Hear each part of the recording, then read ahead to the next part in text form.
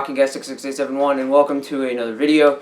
Today we're going to be discussing the inconsistencies of the NHL Player Safety Association and how the better players get treated than, well, the not so good players. So to start, we're going to start with Brad Marchand. If you need, unfortunately due to copyright, I'm not allowed to show any footage from the NHL, so I pause this video right now and go look up Brad Marchand suspensions, and you'll find tons of videos of his hits. So we're going to start off. So Brad Marchand's suspension history: he has been suspended many times, as you guys know. On March 17, 2011, he was suspended 2 games for elbowing. On December 12th, he was fined $2,500 for slew footing. On January 9, 2012, suspended 5 games for clipping. On January 16th, 2015, suspended 2 games for slew footing, so instead of getting a fine, he got suspended that time. November 13th, 2015, he was fined $5,000 for roughing. On December 30th, 2015, 3 games for clipping. On January 26th, 2017, so he went the whole 2016, fined $10,000 for tripping. April 6, 2017, 2 games for spearing, which kind of surprised me. This is from NBC Sports Boston, so I don't know if they're fully accurate or not. I would imagine they are, but if they're not, then I apologize. But because I swear he's gone caught spearing more than once. Then the last time he was suspended, at least according to this website, was on January 25th, 2018. He was 5 games for elbowing. And his career stats are 751 games played, 290 goals, 356 assists for 646 points. So he's had a pretty good career. Not quite a point per game, but you know he's had a very good career. He's put up a lot of points. So you know he'll get treated differently. I mean, then our next guy we're going to look at is going to be Raffi Torres, a guy that has kind of a similar history of incidents, so to say, but this guy here was mostly like a third or fourth liner. Wasn't a very good player. So in 2011, I don't have the dates. He was suspended 4 games for a hit to the head. Most of his plays were hits to the head, so pretty much these are all the same. So he was suspended 4 games. Then he was suspended 2 games for another hit to the head in 2012. Then in 2012, I think it was game 3 of the Coyotes Blackhawks series, 25 games for hit to the head on Marian Hossa. It was later reduced to 21 games, but he did not return in those playoffs because the Coyotes got eliminated in 5 games against Los Angeles Kings in the Western Conference Final.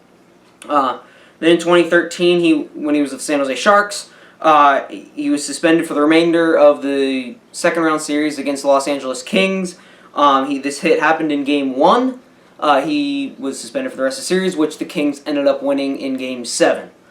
Then in 2015, which is the most noticeable one, he was suspended 41 games for a hit to the head on Jakob Silfverberg of the Anaheim Ducks, and he has not played an NHL game since. No team has picked him up, and I don't blame them, because this guy is a complete and total piece of trash that all he does is hit people in the head. So, guys that have had, so these are 2 repeat offenders. And Torres has played 635 games, 137 goals, 123 assists, 260 points. So, not that much. I mean, that's, what, a third of a point per game? That's not very much. So, there's definitely some inconsistencies there with Brad Marchand and Raffi Torres. I just have, we've seen Sidney Crosby speared Ryan O'Reilly right in the groin. Well, he didn't get anything for it because he's a superstar. I personally, as a Pittsburgh Penguins fan, think he should have been suspended or at least fined because spearing is unacceptable. But it just goes to say how the player safety treats better players. And that's the thing. They make money. It's all money. The league makes a lot of money off of these players. People pay to go see them play. I love watching Sidney Crosby play. So even you can look at Ovechkin. Like he was back. He used to be a pretty cheap shot player, and he wouldn't get very long suspensions. So it is very unfortunate that these incidents happen, and the NHL, I think, needs to crack down on it and really start penalizing players a lot more than they are.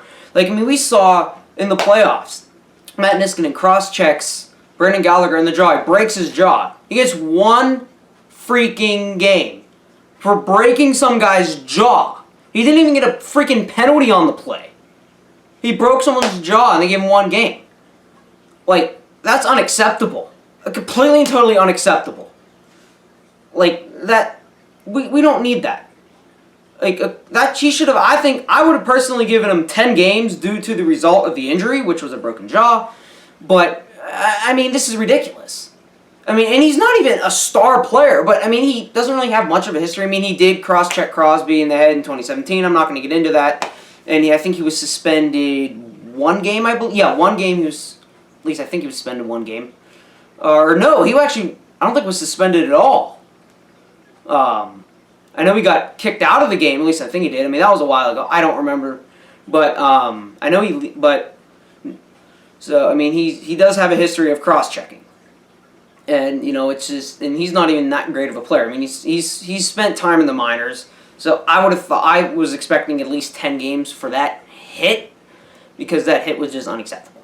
I mean, and even Alain Vigneault after the game was like saying, yeah, how Gallagher's fine, how he kept yapping. Yeah, he kept yapping. There was blood. His whole mouth was covered in blood. Like, that's a problem. And it's something that, I mean, me personally thinks for these hits, and they cause concussions, automatic 10 games. That's how I look at it. I think a concussion should equal automatic 10-game suspension. And depending on how dirty the hit was, could be more. But, you know, the inconsistency in the NHL Player Safety Association is just terrible. And I honestly think the only way to fix it is to literally fire everybody and bring in all new people that actually have common sense. George Peros right now is ahead of it. I hope he's not the head of it much longer. He should be fired. Everyone involved, I think, should be fired, because it's just, I think it's such a big train wreck that that's the only way to fix it at this point. It's just a complete train wreck. So I hope you guys enjoyed. If you haven't clicked the like button already, that would be great. Also click subscribe. Again, watch.